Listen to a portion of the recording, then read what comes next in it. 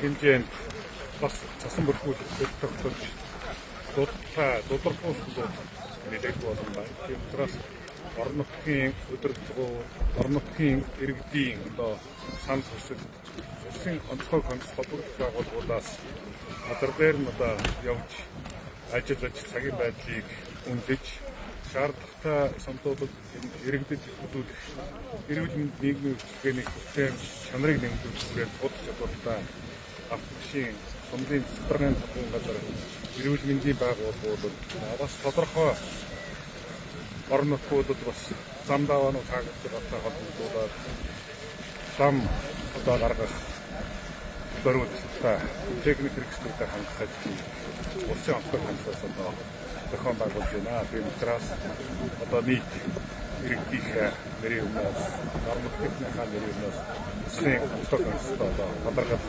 илэрхийлж байна. Тэгээд энэ хөө олж байгаа техникүүд малын хичээлүүд шаардлагатай цаг үедээ орон нутгуудад малчид иргэд маань хүсч бас энэ хүн цаг үеийг эрсдэл багтаа, тохирол багтаа давуулж томоохон дэм болсон.